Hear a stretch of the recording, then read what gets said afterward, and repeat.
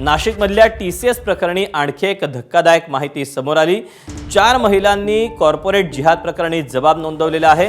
कंपनीतल्या अनेक महिलांना अडचणींचा सामना करावा लागत असल्याचा दावा करण्यात आलाय।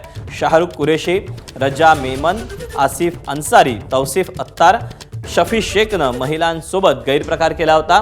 आरोपी पीडितांसमोर कामाच्या वेळी हे अश्लील हावभाव करत होते। रजा मेमन आणि शाहरुख कुरेशीनं एका महिलेशी छेडछाड देखील केली होती। दुसऱ्या पीडितेनं दानिश तौसिफ निदा खान विरोधात तक्रार केली होती। कंपनीतल्या अंतर्गत तक्रार समितीची कोणतीच बैठक झाली नसल्याचा आरोपही करण्यात आलेला आहे।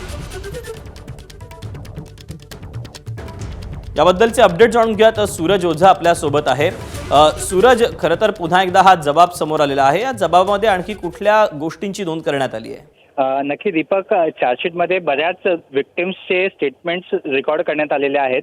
त्याचबरोबर जे सहकर्मी होते, म्हणजे जे पीडिता होती त्याच्याबरोबर कोण कोण काम करत होतं, त्यांचा अनुभव काय आहे याबद्दल ते नोंद करण्यात आला होता। तर काही जे सहकर्मी होते सोबत काम करायचे त्यांचं असं म्हणणं आहे की पहिले तर त्यांनी पीडिताबद्दल सांगितलं SITला की तिच्या बोलण्यामध्ये किती फरक झाला होता। ती कपडे, जी मॉडर्न ड्रेस घालायची, ती कपडे तिने